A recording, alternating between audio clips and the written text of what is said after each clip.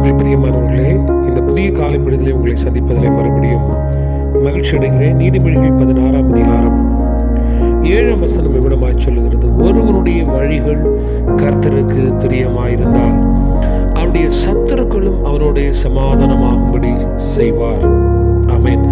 அருமையான தேவனுடைய பிள்ளைகளே, இந்த காலைப்பொழுதிலே ஒரே ஒரு விஷயத்தை நாம் நினைவில் கொண்டு நடக்க வேண்டியிருக்கிறது. நம்முடைய வழிகள் கர்த்தருக்கு பிரியமானதாக இருக்கிறதா என்பதை நாம் யோசித்து பார்க்க வேண்டியவர்களாக இருக்கிறோம்.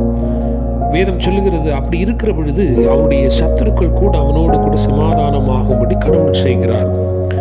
நம்ம சத்துருக்களோடு போய் போரிடவோ இல்லை சமாதானத்திற்கான வழிகளை செய்ய வேண்டாம்.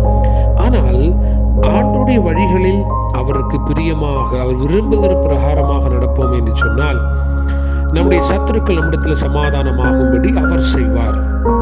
இங்கே சொல்லப்படுகிற ஒரே விஷயம் அதுதான். சத்துருக்கள் இருப்பார்கள். சத்துருக்களோடு நாம் போய் அவனிடத்தில் கெஞ்சவோ இல்லை சமாதானத்திற்கான காரியத்தை செய்ய வேண்டாம். ஒரே ஒரு விஷயத்தை மாத்திரம் செய்ய வேண்டும். என்ன என்று சொன்னால், நம்முடைய வழிகளை கர்த்தருக்கு பிரியமானதாக மாற்றிக்கொள்ள வேண்டும். அப்படி என்று சொன்னால், கர்த்தருக்கு பிரியமாக நடக்கிற பொழுது சத்துருக்கள் ஒருவேளை எழும்பலாம். ஆனால் நாம் கர்த்தருக்கு பிரியமாக இருக்கிற பொழுது நமக்காக அவர் சத்துருக்களோடு பேசுவார். அவர்கள் நம்மிடத்தில் சமாதானம் செய்வார். ஆம் தேவப்பிள்ளைகள், இந்த காலை பொழுதுல கர்த்தருடைய வழிகளில் நாம் நடக்கும்படி, ஆமென், கர்த்தருக்கு பிரியமாக இருக்கும்படி கர்த்தர் நமக்கு உதவி செய்வாராக. உங்களுக்கு அநேக சத்துருக்கள் இருக்கலாம். அவர்களுக்கு எப்படியாவது பதில் செய்யணும்னு நீங்க நினைக்கலாம். வேண்டாம், கர்த்தருக்கு பிரியமாய் நடங்கள். அவர்கள் உங்களிடத்தில் வருவார்கள், உங்களை தேடி வருவார்கள். உங்களிடத்தில் சமாதானமாகும்படி கர்த்தர் செய்வார். கிருபையில் நல்ல ஆண்டவரே, இந்த நாளிலும் ஆண்டவரே, தம்முடைய பிள்ளைகளுடைய வழிகள் கர்த்தருக்கு பிரியமாய் இருக்கட்டும்.